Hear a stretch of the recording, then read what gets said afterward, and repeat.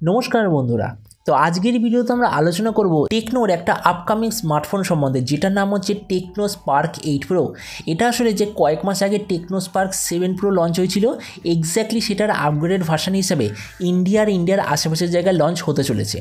तो এই ভিডিওতে আমরা দেখব এই যে টেকনো স্পার্ক 8 প্রো বলে স্মার্টফোনটা আসছে এটার ডিজাইনটা কি হবে, কি কি স্পেসিফিকেশন হবে আর কি দামে এটা লঞ্চ হবে, আর যে দামে লঞ্চ হবে সেই দামে আপনার কি এটা নেওয়া উচিত নাকি ওই দামে অন্য কোনো স্মার্টফোন নেওয়া উচিত, এই সব কিছু সম্বন্ধে এই ভিডিওতে আমরা আলোচনা করব।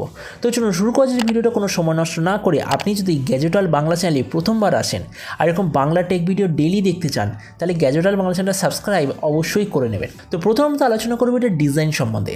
যেমন আপনি স্ক্রিনে দেখতে পাচ্ছেন এই যে স্মার্টফোনটা 4টে দারুণ কালারে লঞ্চ হবে।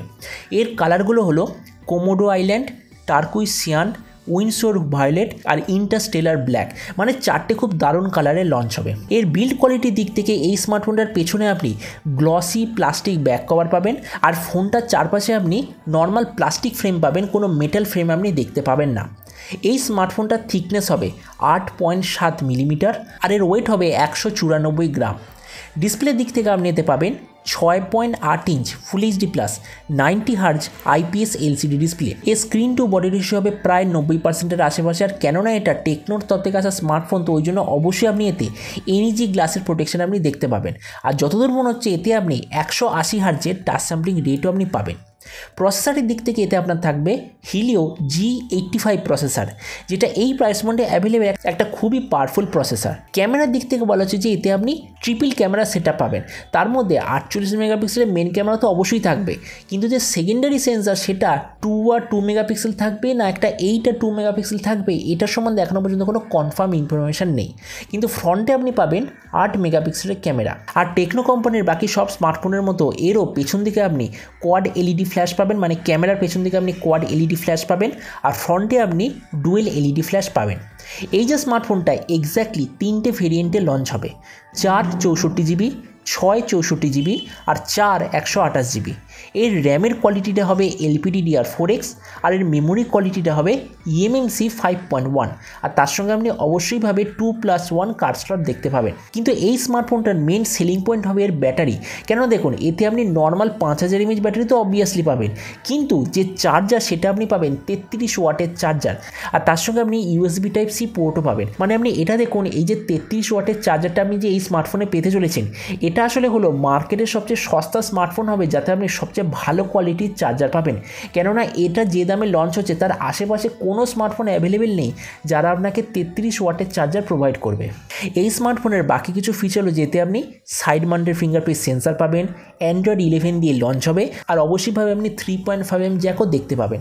তো এবার সবচেয়ে মেন জিনিস এই যে স্মার্টফোনটা কবে লঞ্চ হবে আর কী দামে লঞ্চ হবে। এখনও পর্যন্ত আমার কাছে যেরকম ইনফরমেশন এসছে এই স্মার্টফোনটা নভেম্বরের একদম লাস্ট উইকে অথবা ডিসেম্বরের স্টার্টিংয়ে কনফার্ম লঞ্চ হয়ে যাবে। তো এবার এটার প্রাইস এবার দেখুন স্ক্রিনে আপনি নিশ্চয়ই দেখতেই পাচ্ছেন আমার কাছে যেরকম ইনফরমেশন এসছে সেই হিসাবে এর যে 4 64 জিবি ভেরিয়েন্ট ওটার ইন্ডিয়াতে দাম শুরু হবে 10,500 টাকা। এর যে 6 64 জিবি ভেরিয়েন্ট সেটা প্রাইস শুরু হবে 11,500 টাকা।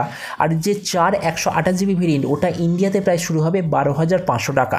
আর আপনি যদি ভিডিওটা বাংলাদেশ থেকে দেখে থাকেন তাহলে ধরে নিন এর যে 4 64 জিবি ভেরিয়েন্ট ওটার প্রাইস বাংলাদেশে শুরু হবে প্রায় 14,000 বাংলাদেশি টাকার আশেপাশে।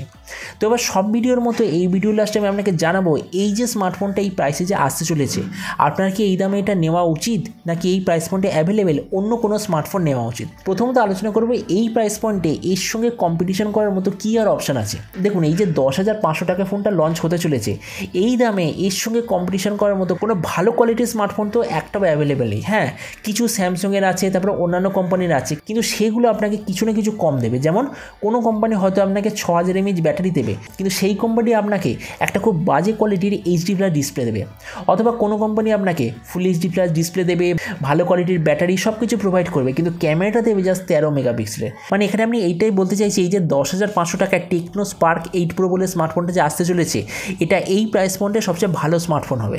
আর আপনাদের মধ্যে কেউ যদি টেকনো স্পার্ক 7 প্রো নিয়ে থাকেন আর আপনি ভাবছেন কি এই নতুন স্মার্টফোনটা আপগ্রেড করবেন কি করবেন না, দেখুন আমি আপনাকে সবসময় একটা কথা বলেছি, একটা স্মার্টফোন থেকে দ্বিতীয় স্মার্টফোনে তখনই আপগ্রেড করা উচিত যখন লাস্ট ভেরিয়েন্টের থেকে নেক্সট ভেরিয়েন্টে আপনি টোটাল 5খানা আপগ্রেড পাবেন। তো আমরা এবার এক সেকেন্ডে দেখে নিই টেকনো স্পার্ক 7 প্রো এর থেকে এই যে 8 প্রো এতে আপনি 5টা আপগ্রেড পাচ্ছেন কি পাচ্ছেন না।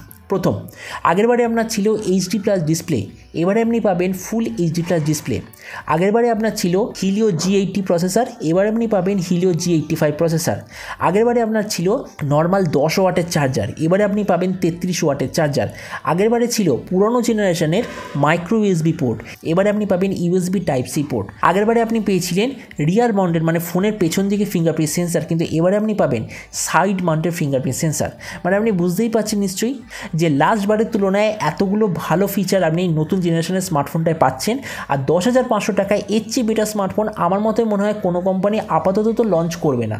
তো এবার আপনি আমাকে কমেন্টে আমাকে অবশ্যই জানাবেন এই যে টেকনো স্পার্ক 8 প্রো বলে স্মার্টফোনটা আসছে এটার ডিজাইন আর স্পেসিফিকেশন থেকে আপনার কী মনে হয়, আর যে দামে এটা লঞ্চ হচ্ছে সেই দামে আপনি কি এটা নিতে চান নাকি এই প্রাইস পয়েন্টে অ্যাভেলেবেল কোনো অন্য স্মার্টফোন নিতে চান। এটার সম্বন্ধে নিচে কমেন্টে বলতে আমাকে একদমই ভুলবেন না। তো চলুন দেখা হবে আগামীকালের একটা টেক ভিডিওতে। Till then, stay tuned and always remember, think positive, be positive. Thank you.